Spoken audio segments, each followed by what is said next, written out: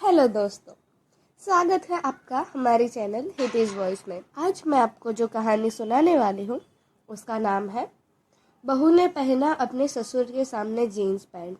उसे देखकर बुआ ने क्या कहा, चलिए शुरू करते हैं। जय श्री कृष्ण मम्मी। वीरेन का फ़ोन था रात को। आपको और पापा को जय श्री कृष्ण बोलने को कहा है। नोएडा में मीटिंग सक्सेसफुल रही और 2 नए ऑर्डर भी मिल गए।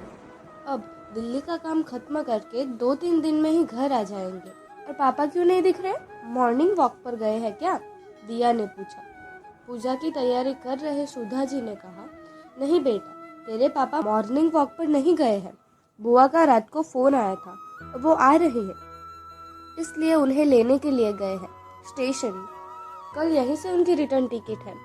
ठीक है मम्मी, मुझे बोला होता तो मैं कार लेकर जाती ना। पापा अकेले गए गाड़ी लेकर? दिया ने पूछा। सुधा जी ने कहा, नहीं बेटा, तुम्हारे ड्राइवर लेकर गए हैं। ये सीमा बुआ कौन है? मैंने पहले कभी उनके बारे में नहीं सुना। दिया ने पूछा। सुधा जी ने प्रसाद की तैयारी करते जवाब दिया, वो तुम्हारे पापा के मामा की लड़की है, मतलब तुम्हारी और वीरेन की बुआ। खास वो तुम्हें देखने के लिए आ रही है। तुम्हारी शादी में नहीं आ सकी थी किसी कारण से। बेटा, अच्छी सी अदरक इलायची वाली चाय और थेपला बनाकर रखना नाश्ते के लिए। दिया ने कहा, हाँ मम्मी, आप पूजा की तैयारी करो, मैं घर की सफाई करके नाश्ता बनाती हूँ। और दोपहर के खाने में क्या बनाना है वो भी बता दीजिए, तो मैं अभी से उसकी तैयारी कर लेती हूँ। कुछ चाहिए होता तो मैं मार्केट से खरीद लाती हूँ। सुधा जी ने कहा, सब्जी वगैरह तो अब घर पर पड़ी है, बस गुलाब जामुन ले आना मार्केट से। वीरेन की तरह बुआ को भी बहुत पसंद है गुलाब जामुन। दिया ने कहा, मम्मी अभी तो बहुत टाइम है, मैं घर पर ही बना देती हूँ। दीदी आती है तब हम दोनों बनाते ही है ना। सुधा जी ने दरवाजा खोला और खुशी से ननंद को गले से लगाया। सीमा जी कई सालों बाद भाई भाभी से मिलकर बहुत खुश है। सुधा जी ने आवाज लगाई, दिया बेटा, पापा जी और बुआ जी आ गए हैं। उतने में तो दिया पानी की ट्रे लेकर आई और बुआ के पैर छूकर जय श्री कृष्ण ने कहा, हालचाल पूछा। फिर डाइनिंग टेबल पर नाश्ता तैयार है कहकर किचन में गई। जीन्स और कुर्ती पहने बहू को देख सीमा जी ने आश्चर्य के साथ भाभी से पूछा, भाभी, भैया को तो यह आधुनिक पहनावा बिल्कुल पसंद नहीं है और घर की बहू जीन्स में। सुधा जी ने कहा, चलिए दीदी, हम चाय नाश्ता करते हुए बात करते हैं। आपकी पसंद का नाश्ता तैयार ही है। चाय के साथ दोनों की बातें आगे चली। दीदी, आप तो जानती ही है, हमारी 2 ही संतान है। प्रिया की शादी तो 5 साल पहले ही की अमेरिका। वह तो 1-2 साल में आती है एक आध हफ्ते के लिए। और वीरेन ने भी पूरा बिजनेस संभाल लिया है, बाहर के सारे काम वही संभालता है। अब तुम्हारे भैया कभी कभार ऑफिस जाते हैं, जब उनकी बहुत जरूरत हो तो ही। और हमारी पूरी दुनिया दिया के आसपास घूमती रहती है। वो हमें माँ बाप जितना ही आदर और स्नेह देती है। वीरेन के पापा भी अब बदल रहे हैं। आज के युग में कपड़ों को लेकर पाबंदी नहीं होनी चाहिए। हमारी प्रिया ही देख लो, वेस्टर्न कपड़े पहनती है, गाड़ी चलाती है, तो फिर दिया पर ये पाबंदी क्यों? वो भी हमारी बेटी ही है। वीरेन महीने में 15-20 दिन तो बाहर ही रहता है अपने काम से। हमने दिया को भी छूट दे रखी है कि तुम्हारी पसंद का काम या नौकरी कर सकती हो, या फिर कोई क्लास करना है तो वो करे। पर दिया अपना पूरा टाइम हमारे साथ ही रहती है। वीरेन के पापा को गाड़ी चलाना और इंटरनेट चलाना भी उसी ने सिखाया। योगा और एरोबिक्स भी सिखाती है। मॉर्निंग वॉक और इवनिंग वॉक पर भी ले जाती है। वीरेन के पापा को ब्लड प्रेशर भी है और डायबिटीज भी। उनका पूरा ध्यान दिया ही रखती है। रूटीन चेकअप, दवाइयाँ, रिपोर्ट्स, सब कुछ वो ही देखती है। हम दोनों की खूब सेवा करती है। उस लड़की ने अपना सारा जीवन हम दोनों को समर्पित कर दिया है। आपके भाई का स्वभाव तो आप जानती ही है ना दीदी, कितना गरम, कुछ भी नहीं चलाते, और वो कभी सामने आवाज नहीं करती।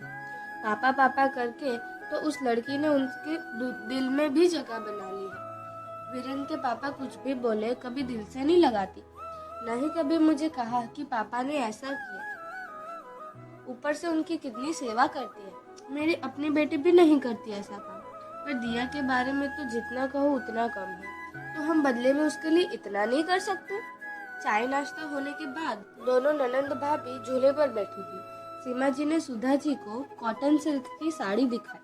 भाभी, मैं शादी में तो नहीं आ सकी थी, इसलिए मैं ये दिया के लिए लाई हूँ। उसको पसंद तो आएगी ना? सुधा जी ने मुस्कुराते हुए कहा, हाँ दीदी, जरूर पसंद आएगी। मैं दिया को बुलाती हूँ।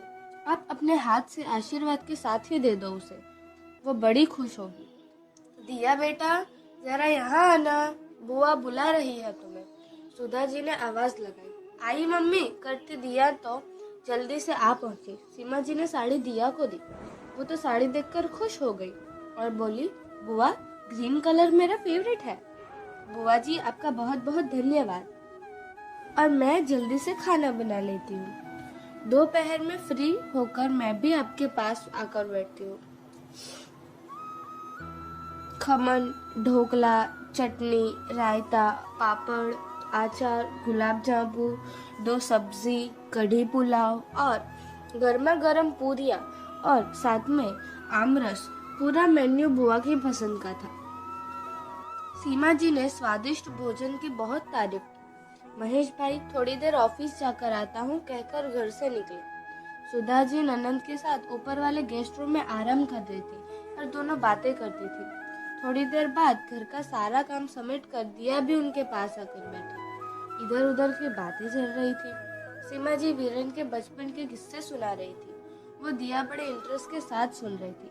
अचानक से फोन की घंटी बजी और दिया ने फोन पर बात की। हाथ में मोबाइल लिया और गाड़ी की चाबी ली, स्टोर डाला और थोड़ी देर में आती हूँ मम्मी कहकर चली गई। सुधा जी सीमा जी से पूछ रही है, दीदी, आपकी 2 बेटियां भी बड़ी हो गई होगी ना? कितने साल बीत गए सबसे मिले? सीमा जी ने मोबाइल में रिया और कृति के फोटो दिखाए। देखो भाभी, रिया फूड और न्यूट्रिशन का कोर्स कर रही है, अब वह शेफ बन जाएगी। कृति अपने पापा के जैसे सीए बनना चाहती है, अभी तो आर्टिकलशिप कर रही है। दोनों अपनी पढ़ाई में और अपने काम में व्यस्त रहती है। अभी दोनों बड़ी हो गई है। समाज, रिश्तेदारों से मिलते रहे तो सबकी जानकारी मिले। उनके लिए भी अब रिश्ता देखना होगा ना। सब बातें चल रही थी कि उतने में ही दिया महेश भाई को साथ लेकर घर पे आई। महेश भाई के सर पर पट्टी बांधे देखकर सुधा जी ने चिंता से पूछा, क्या हुआ अचानक? अभी तो ठीक थे। दिया ने कहा, मम्मी, चिंता करने वाली कोई बात नहीं है, आप बैठिए, मैं आपको सब बताती हूँ। हम अभी थोड़ी देर पहले बैठे थे ना, तब मुझे ऑफिस से मिश्रा जी का फोन आया था। पापा को चक्कर आ गया था और वो गिर गए थे। मैं उन्हें डॉक्टर के पास ले गई। डॉक्टर अंकल ने कहा, मामूली सा जख्म है, 2-3 दिन में ठीक हो जाएगा। सब दवाइयाँ लेकर ही आई हूँ मैं। अब बिल्कुल भी टेंशन मत कीजिए, कहकर दिया ने सुधा जी को पानी पिलाया। सीमा जी ये सब देख रही थी। दिया ने बहुत सेवा की थी उनकी भी। शाम को भी बहुत तरह का खाना बनाकर खिलाया। रात को देर तक सब बातें करते बैठे रहे। सुबह की ट्रेन से सीमा जी बेंगलोर जाने के लिए निकली। कितनी सारी अच्छी यादें लेकर जा रही थी। भाई का भी बदला स्वभाव देखकर सीमा जी के मन को सुकून मिला। भाई भाभी के परिवार की सुख शांति देखकर उनकी आंखों को ठंडक मिली। भाई भाभी का परिवार ऐसे ही सुखी रहे, ऐसी दिल से भगवान को प्रार्थना कर रहे थे। उनको किसी की नजर ना लगे करके थू थू थू किया। भाई के परिवार के साथ ली हुई सेल्फी को देखते ही रहे। दोस्तों, घर की बहू संस्कारी होनी चाहिए। फिर वो साड़ी पहने या जीन्स, उससे कोई फर्क नहीं पड़ता। जीन्स पहनने वाली बहू भी सेवा कर सकती है और साड़ी पहनने वाली बहू भी सास ससुर को वृद्धाश्रम में भेज सकती है। शर्म आंखों में होती है, कपड़ों में नहीं। दोस्तों, आपको ये कहानी कैसी लगी वो हमें कमेंट सेक्शन में ज़रूर बताइए और ऐसे ही मज़ेदार हिंदी कहानियाँ सुनने के लिए हमारे चैनल हितेश वॉइस को लाइक, शेयर और सब्सक्राइब करें। धन्यवाद। जय श्री कृष्ण।